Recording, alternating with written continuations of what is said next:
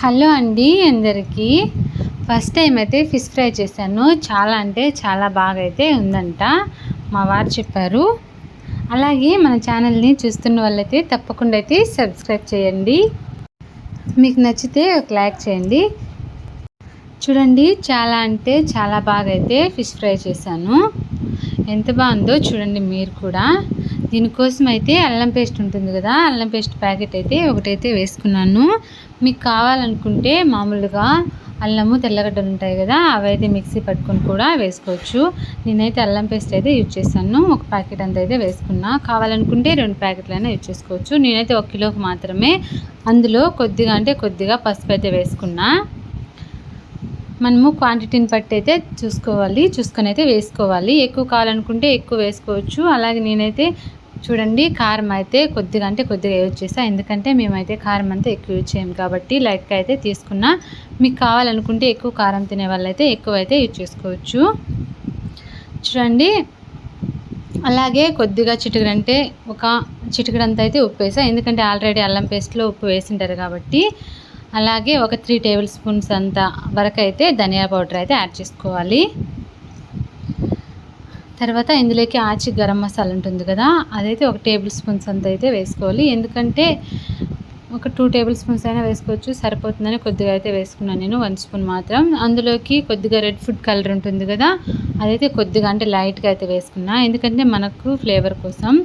అవన్నీ అయితే బాగా అయితే నీట్గా అయితే మిక్స్ చేసుకోవాలి. చూడండి, నేనైతే 1 కిలో అన్నీ అయితే చేపలు అయితే తీసుకున్నా. పెద్దవి ఉంటాయి కదా చేప బొద్దులు, అవి అయితే తీసుకున్నాను. ఫస్ట్ అయితే ఇవైతే ఉప్పు ఉంటుంది కదా, ఉప్పు వేసి వాటర్లో అయితే నీట్గా బాగా అయితే కడుక్కోవాలి. ఎందుకంటే ఉప్పులో వేసి పెట్టడం వల్ల ఫిష్ అనేది మనకి స్మెల్ రాకోకుండా ఉంటుంది.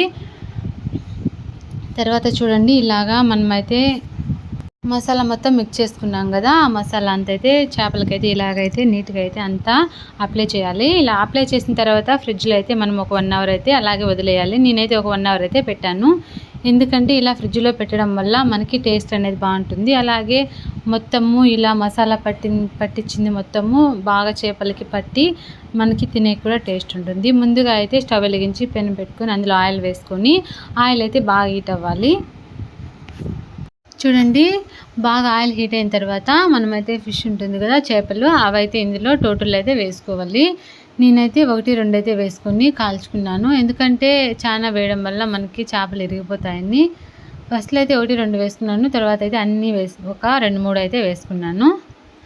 చూడండి, ఇలాగా పైన ఎర్ర కాలేంత వరకు ఇలా టర్న్ చేసుకుంటూ నీట్గా బాగా కాల్చుకుంటూ అయితే రావాలి. చూడండి, ఈ విధంగా అయితే కాల్చుకోవాలి. మనకి కాలేకేమంత టైం తీసుకోదు చేపలు అనేటివి. ఇవి కొద్దిగా అంటే ఒక 10 మినిట్స్ అయితే టైం తీసుకుంటుంది. ఎందుకంటే మెత్తగా ఉంటాయి కదా ఆల్రెడీ, అందుకోసం ఒక 10 మినిట్స్ అయితే ఆయిల్లో డీప్ ఫ్రై చేస్తే సరిపోతుంది. చూడండి, ఇలా కాలిన వాటిని అయితే నేనైతే పక్కకైతే ఈ విధంగా అయితే తీసుకున్నాను. టోటల్లీ అన్నీ అలాగే వేసుకుంటూ ఇలా తీసుకుంటూ అయితే రావాలి. చూడండి, ఎంతో టేస్ట్గా ఫిష్ ఫ్రై అయితే చాలా అంటే చాలా టేస్ట్గా చాలా బాగుంది కదా. చిన్నపిల్లల నుండి పెద్దవాళ్ళ వరకు చాలా అంటే చాలా ఇష్టంగా తింటారు.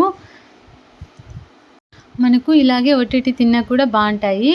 అలాగే పప్పుచారు, అన్నము, వైట్ రైస్ ఉంటుంది కదా, దాంట్లో కూడా చాలా అంటే చాలా యమ్మీగా టేస్ట్ ఉంటుంది. చూడండి, ఎంతో టేస్టీగా అయితే ఫిష్ ఫ్రై రెడీ అయిపోయింది. Thank you for watching.